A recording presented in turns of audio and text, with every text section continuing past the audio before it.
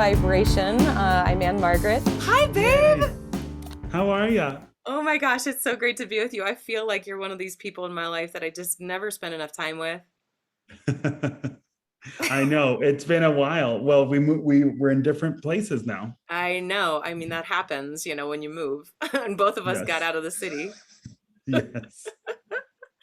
I just want to introduce you a little bit, and then I'll hand it over to you to tell us a little bit more about just everything you're up to. My gosh, I can't even believe that you actually were able to have this live with me today because of everything that's going on. So I'll just give everybody a little bit of an overview. You guys, Alex is one of my favorite people in this world. Like, he is so near and dear to my heart in ways because we share certain capabilities, shall we say, Alex, that I don't have anybody else who gets me like you get me in that area.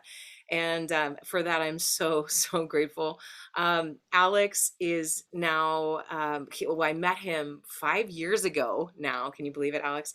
5 years ago, right before Anthony and I went on the Raise a Vibration tour, Alex was instrumental with his gift of channeling Kazoo.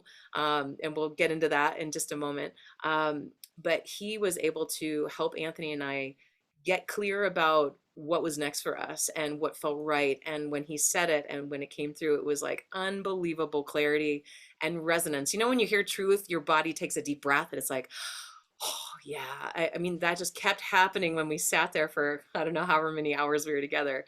And our dear friend, our mutual friend, Pamela Bob, little shout out to her. She introduced us. And man, life has never been the same. Just having you in my life. He's an extraordinary medium. He has such a gift. I'm so glad you took the leap and just did this, and let go of the other things that were just, you were spending your energy on that were not that this gift. And now he's upstate New York and just had opened a store. I want you to tell us all about the store because now he's about to open store number two, which I can't even fathom from my end. So tell us a little bit about you and just for people who don't know you who are watching.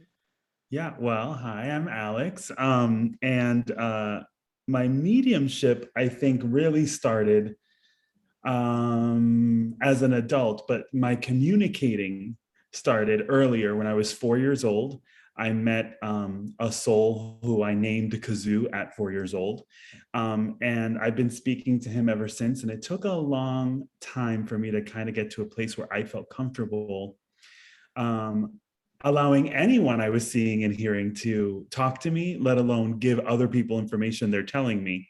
But Kazoo, because I think I met him when I was so small, and because he's kind of been around checking in on me my whole life, we've kind of become partners in this mediumship thing because he often says to me, I'm kind of doing what you're doing just over here. Um, Ah, yeah, yeah. so in a way, it's like we're like, you know, we become a little team that kind of helped me allow myself to do this in a real way. You actually, Margaret, always tell this story because you always joked with me that if I ever write a book, it should be called The Reluctant Medium. Totally. It's so hilarious. I love it. My Because skeptic I loves was. that. Yeah, Yes. you're like, no, leave me I alone. don't want, yeah, leave me alone. Don't talk to me. And Yeah. but I found a way to allow it, and then furthermore to allow it to become a bigger presence in my life rather than just the side gig that I treated it as. Yeah. Um, and I think Yeah. I Well, treated it as a side gig because I was insecure about it. 100%. I mean, I can relate, obviously, at this point in my Yeah. life, but and even before the channeling started happening for me, I felt like we all struggle with feeling like frauds in our life as we step into something. And we're talking with the previous author, the author before you was Erica. She's in LA. And I was talking with her last week about David Bowie having this saying that if you don't feel like you're a little bit fraudulent in your creative work, like you're not living big enough, you're not going out there enough. And so many of us struggle, especially with something that is so uncommon, shall we say, Mhm. as channeling, that it is such a challenge for us to feel and step into shoes that we haven't been related to it's new, but we feel the nudge and sometimes it feels like a push And we're like, okay, Hmm. fine. And it's scary, but usually it's the people in our lives that love us. I know you've supported me, and I've had a pleasure of supporting you and having circles at the studio, that we need those people in our lives to help us step into that gift. Yeah, it's been crucial for me, especially because um, I totally agree with the fraudulent part of what you're talking about. But then in addition to it, the ego coming into play, and me worrying about what would people think if this is the Oh, way I yeah. presented. Oh, yeah. Um, uh, so that was a big part of it. So in a way, I only treated it as a side hustle so that I wouldn't have to fully present as this is what I do for a living when people ask that question, and then Yeah. navigate the weird look. And Yeah, then now exactly. it's just I just evolved into not caring. So Which is because it's something that, you're caring about your gift and what it has to offer and how it's helped so many people, supersedes your concern that the ego is being appreciated or approved of. that's right. Yeah. Yeah. And if I have to explain it, I'll explain it. If people haven't heard of it, or if they think it's only one way, I have no problem kind of explaining it the way I do it. Yeah. Um, And and it what is opens it up like for you, since conversation. people don't know, who might be watching, what this is? Like, Yes. give us a little bit more about it, how it works. So when I give a reading, it's almost as if, and this is why I'm the reluctant medium, because for many years I could see and hear all kinds of people, but sometimes it would scare me, or the information felt heavy, or I felt insecure giving the information to the living person. And oftentimes the living person didn't like the information. So it's ended up that I only use Kazoo because Kazoo kind of acts as a filter to get the best information possible to give to the person I'm giving a reading to. And he said, we're going to touch a little bit on what you do too, Anne Margaret, because he says, when I give a reading, when Alex gives a reading, I get my information from either people they may have known who've passed away in this lifetime of theirs.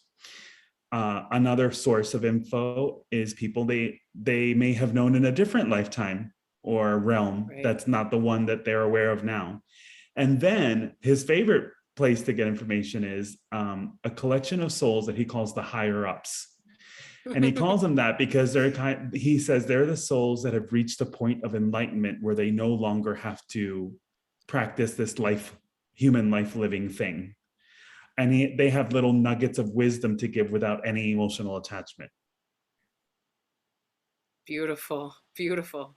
Yeah, and what I love also about, because I mean, I never followed channels or mediums or anything. Like, I wasn't really into that, because I was always like science, and I want to figure it out, and logical brain, and like I don't want to just have faith. I want to understand what I'm having faith in and why it works. Because I feel like, I mean, I do believe, like, I there is like an infinite wisdom that created all of this, and it all like works together in this sacred synchronicity. And I want to understand as much as I can, because we're given a brain that we're using just a fraction of. Like, how can we explore it, understand it more? And what I love about how you, when I met you, and I mean, I'm open. Like, I'll consider anything, because I think like there is a heck of a lot I don't know.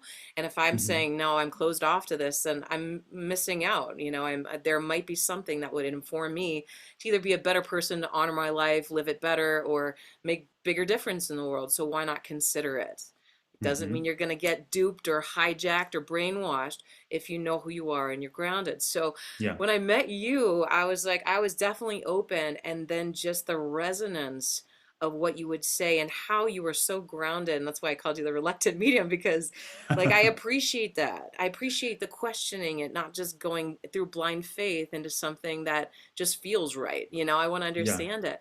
And I love, like you said, I'm like, well, how do you hear it? And you're like, well, it's kind of like when I would go to the doctor with my grandmother and I would interpret for her, and that's Yeah. just kind of how it feels. So say a little bit about that, because that was like, Yeah. oh, okay, that makes sense to me. Yeah, it often feels like I'm translating, and it's funny because it reminds me of how we're every experience in our life. It's like we're training for something we didn't even realize we were training for, Oh God, and amen so to that. Yeah. Yes. and so as a child, I grew up. My family's Cuban, and so I grew up with a grandmother who did not speak English, and she had diabetes. And at one point, she had a visiting nurse coming probably 5 times a week, and I mindlessly, while watching TV, while watching the Smurfs, would literally interpret for The nurse would ask me, can you ask her this? And I just do it literally mindlessly, like not engaged at all, just watching TV. And The so Smurfs, not just TV. That's the Smurfs. one of my favorites for Um, sure. and then it feels very similar now because there's a certain aspect of when I'm giving a reading where I, Alex, feel like I have to get out of the way.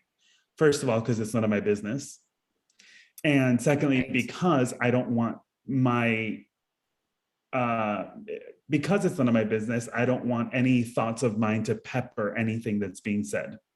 Right. So I kind of use that same translating muscle where it's just like, he says this and say it like this. And there are times where I think that seems harsh. I'll think it. And because it's like, just say it like this. So that even then I'm still interjecting somewhat. And he Yeah. says, say it this way. Um, but it feels like translating. It just feels like I'm downloading information and just spewing it out, like dictating, like translating. I love that. I love that because when you get nervous, like when something comes through and it's like, I don't want to say this because it sounds Mhm. a little too harsh, but the person won't hear it unless it's said in that way or it won't resonate. And I mean, Mm. that's in coaching too. I feel like one of the coolest things about channeling is that people are getting a little bit, hi, everybody. I'm like waving at everybody and not even saying a proper hello, hi, everybody. Hi. But I feel like, we all channel, like if we know, if we heard something to say to a friend in a stressful moment and that we know it didn't come from us, it was just the right thing that needed to be said, or we're teaching and something comes through. I feel like it's way more common than people will realize that God, or higher intelligence, or whatever you want to call that, is speaking through us or trying to work in our lives so intimately. And the more that we open to that and understand how to interpret it and help others as well, man, life just gets really cool. Yes, I agree. Yeah. Well, I want to ask you, Um, so like, why this story? Because I mean, I know your story of when you were a kid and like how things evolved and everything, but this is a very specific story you wrote for this book on the art of allowing and the theme. And I have the book here. Finally, it's so exciting. Um, but the book, those of you who don't know, it's a collection of 52 different stories by just these beautiful people in my life, writing stories around resilience, something they overcame, and then how to, the lesson that they learned, what they want to pass on. And it's a little like chicken soup for the soul in that way. And then I integrate a bunch of exercises that kind of, if you know the book The Artist's Way, it's kind of like a marriage of the two, where it's a lot of integration of the author's wisdom and how to apply it to your life. So you're not just like, oh, that was entertaining. Well, that's great, but like, how is it? Like, how can it make a difference in your life? That's yeah. my practical, grounded, teaching. So in the book, you have journaling prompts and chakras, and yours is of course the seventh chakra. But it's like, how do you take the wisdom from what you've written and apply it to your own life? So that's what the book is. You can find it on raisethevibration.com. But I want you to speak to why this story, because it's an intimate story.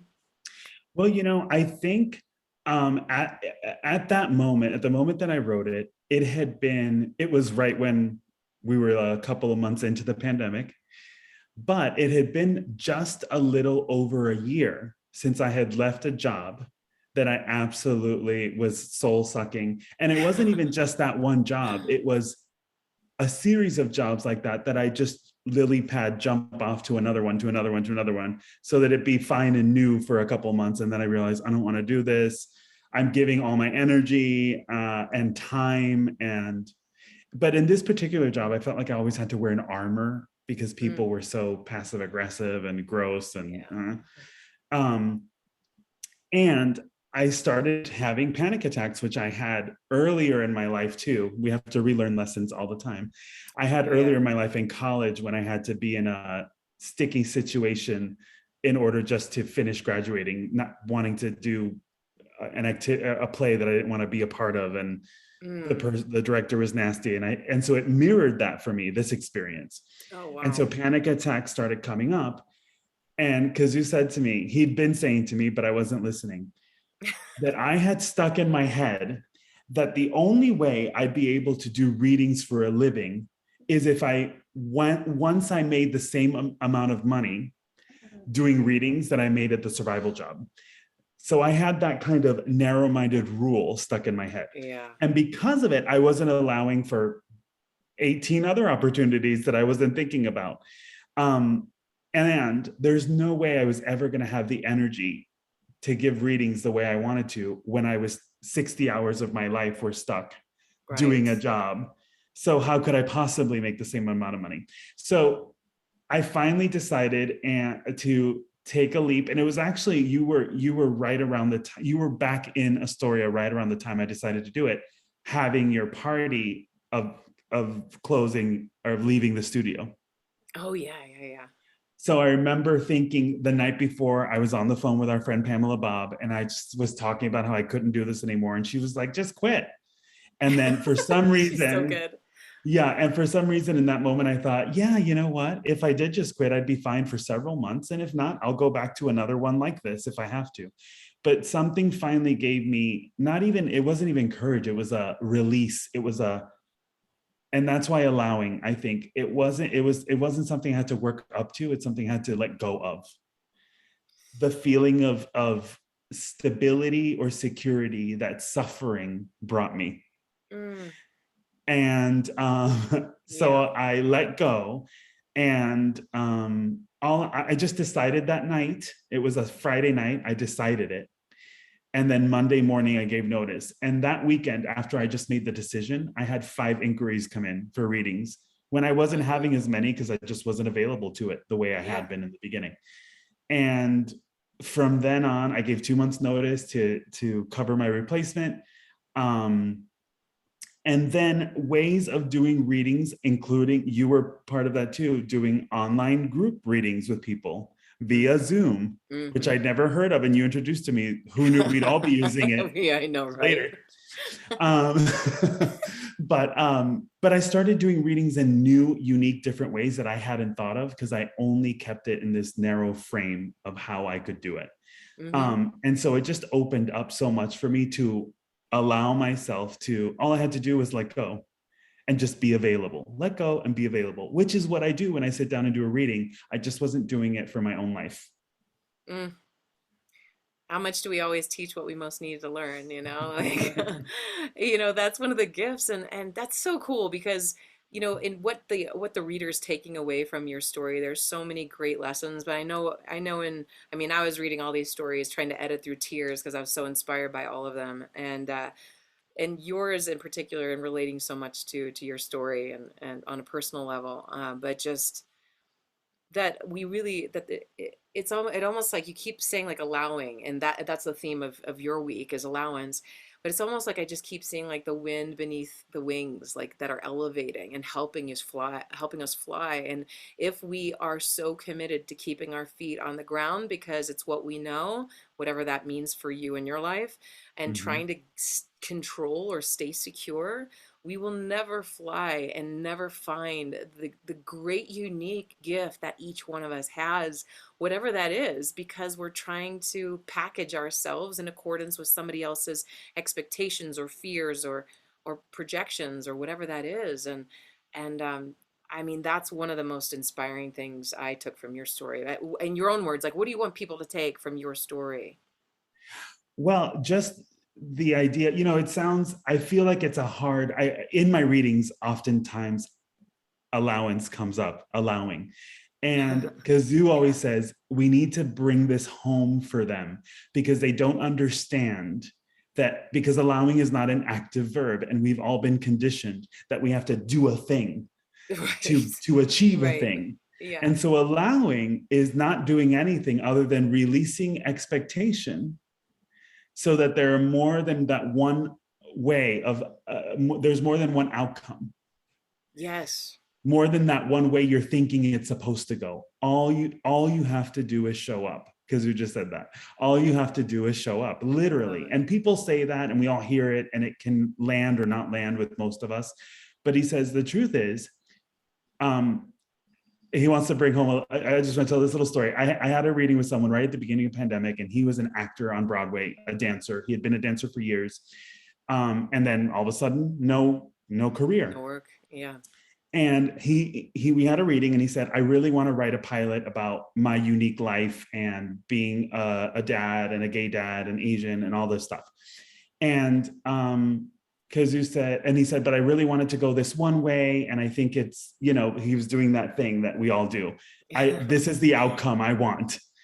Yeah. And Kazoo said, well, wait a minute. When you first do a play, you show up at a table reading and meet everyone. And somehow 2 months later, there's an opening night. And there's no way at that opening night, at that first table reading, that you'd know what was going to happen at that opening night. All you have to do is show up. You show up and play. You show up and play. And then you turn left instead of right. And the lighting designer notices it and lights it a different way. And then all these elements start coming together just from you showing up. And that's allowing. Yes. You're allowing the experience to inform, to give you ideas and inform how to give action to those ideas. I love that. I love that because, for the control freaks out there, I mean, I am like a fireball, right? I love manifesting stuff, but I've had to learn on my path, like what I can control and what I can't control, like all of us, right? There's only so much we can control. And allowance for me in my life is just that. It's co-creation. It's recognizing, which is why the seventh chakra is the one I picked for your story. Recognizing that you're not alone. You are not alone. Like you're not going to have to face this alone. And if you try and do it alone, you're going to miss the brilliance that is there to partner with you. And whether you believe that's God, whether you believe it's spirits and angels, whether you believe whatever is on the things that we can't see, which, I mean, any scientist who knows what we can and can't see knows, like, we only can see like the tiniest fraction of a fraction of what truly exists in this universe. So if you're open that there are things that are going to contribute to your path, and then you listen, like you're listening and allowing that to come in, you don't have to roll over and let it just dictate your life. I think that that's kind of a concern for people, is like, I never wanted to go to psychics because I'm like, you're not going to tell me what my future is because I have free will, right? And I do believe that. I really do believe that. And we have a lot of support to influence us down a path that feels most in alignment with our soul, with our subconscious, like the higher intelligence of what we know that doesn't come from the ego per se. That's right. That ego.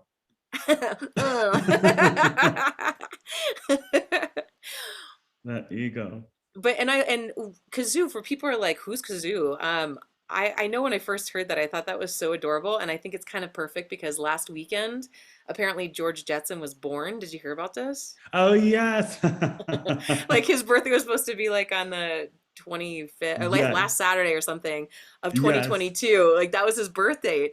And that Kazoo is named. Tell us a little bit how Kazoo is named. So I didn't know this when I named him at 4, but subconsciously, I guess I was watching, all the cartoons and TV programs that were on pre-kindergarten.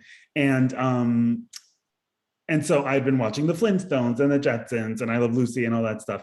And so when Kazoo came to me, I remember he came, I'd see him in the room and I'd just sit down and we'd watch TV together. And he says it took a while, almost a month or so, until I finally spoke to him. And he didn't speak to me because he wanted me to speak to him. Yeah. And I said, hi. And I said, my name is Alex. And he said, hi, Alex. And I said, what's your name? And he said, I don't have one, but you can name me whatever you want. And I said, Kazoo. And he's like, great. And so, which is a weird name, but, and an instrument, but you thought later on, right? Yeah. Yeah, I thought it later on. I heard that on the Flintstones. Oh, Flintstones, not the Jetsons. It's the Flintstones. Right. An alien appeared to Fred Flintstone that only he could speak to. So I think that was my 4-year-old mind thinking, oh, you're my special friend. You're my ET. ET was another big thing for me at that time. So it felt like that. It's like, you're my special friend and I kind of have to keep you secret. And no one told me, he didn't tell me I had to keep him secret. And I don't even remember anyone catching me talking to him or it's telling me not to. But for some reason, it felt special to me in a way that I wanted to take care. And so anyway, that's his name ended up being Kazoo now for life. I absolutely love that. Sometimes people are like, that's such a weird name. And I'm like, well, I'm not going to change it to Robert now just because it's more grown up. Is Kazoo upset that you didn't name him Handy Smurf? No, It was like the handsome. no. He said Hefty, Hefty. Hefty. Oh, okay, okay. Hefty was the handsome one. No, but he Oh, thinks yeah, he says he was handsome at one point. But so he would like that to be known. But oh yes. All no, right. but he liked it because he liked that I realized the connection. I kind of ordained our connection special by giving him that name in a way Yeah. because of that mirroring of the Flintstones. And what's really cool is that something we can't ignore is that the kids have such an open channel to this world, like piercing the veil of the spirit world. They can see relatives who have just passed or relatives that come in. Like it's something the kids are open to because they haven't been domesticated by the adults around them into this is not normal or not okay or not safe or unacceptable or weird or so Right. kids have such an opening to that, and this happened to you at 4, and then you kind of put it away until college. Yeah, I think I don't remember putting it away, but I remember moving to Florida when I was around 10. And I never remember seeing Kazoo in Florida. And then in college, I was 19, I was doing a play, and it was a very intimate play and very dramatic. And there were only 3 of us. And one of the actors, who was much older at the time, who I'm now older than at that time, but I was like, he's so old. Why is he here? He was 45. Oh no. Um, but I was That's 19. so So old. yeah. And so, sorry, this is Harlow interjecting. Oh Um, yes. I thought I'd make an appearance at Harlow. um, but the director thought it'd be a good idea to bring a medium in, and the medium was a student there who is a brilliant medium. Her name is Jamie Butler, and she's out there doing her thing, and she's amazing still. And Jamie came in, and I remember the guy who was having trouble went first, and he was closed off completely, Oh, yeah. and then went on to the other actress. And then when she was getting to me, I remember feeling very nervous. And I didn't know why, because I never had stage fright, or I just don't get nervous for those reasons. And everything in my life has always been an open book. So there was nothing that I thought would come up, but for some reason I was Mm. nervous. And so she got to me and she's like, "You're the one. Someone's been bugging me all day to talk to you. A man, and he's been bothering me all day to talk to you." And I was raised literally by all women, only women. So there was no man around. Yeah. And ones that kind of maybe were still alive. And so I was like, there's no, I don't know any man. And she's like, "No, you used to talk to him all the time. And then you just stopped talking to him." And I immediately knew it was Kazoo, but lied because I didn't know how to say it. Yeah. And so she kind of moved on from it, but she came right back to it. And she's like, "No, I need to talk about this guy again. He has a funny name, something funny name." And then I said, "Okay, so here's the thing. When I was Oh 4, blah, blah, boy. blah," and told the whole story. And anyway, so everyone had done a 20-minute reading, and we ended up talking for almost 2.5 hours. Rehearsal was canceled. And then I started kind of practicing and talking with Jamie to kind of help me figure out what this is, not even to do it, just to how do I navigate it? Yeah. Because within those 2.5 hours of talking to her, he was there again. He just popped right back in. Wow. And I could hear him, and I denied that. And she was like, "Can you hear him right now?" And I was like, "No, but I could." Um, Reluctant. Yeah. And so then we just kind of got reconnected. Oh Yeah. man, I love it. I love it. The reunion. Yes. Thank goodness. Well, I need to wrap us up here, but I wanted to just ask you one more final question. I wish I could spend the whole day with you, obviously, and hopefully we'll do that soon because I adore you so much. Yes. But what did you get out of writing your story? A lot of the authors are talking about, just story writing and storytelling and the power of it. What did you get out of it? Well, this might sound kind of maybe trite, but as I wrote it, I thought, "Oh, I did that." Not Yeah. not not wrote the story, but it allowed me to look back at that experience that I had created aloud for myself only a year prior, Hmm. and understand the impact that it had with that hindsight of a year later. Um, Yeah, that's powerful. It's like owning one of the benefits of writing your own story, and there are pages at the end of the book, blank pages for people to do that, for the readers to author their own story, is to own what your story is. And when you do that, you yes, get a lot of momentum. yes. And so that was really powerful because as I finished it, I thought, oh, look, and now look. And there's Yeah, more, and there's always more. And I don't yeah. need to know what it is ahead of time. That's been a powerful thing I've Mm, learned. mm-hmm. There's no way I could possibly know everything ahead of time, and I don't even need to know it. No, I just have no. to show up. That's right. That's right. And Um, allow.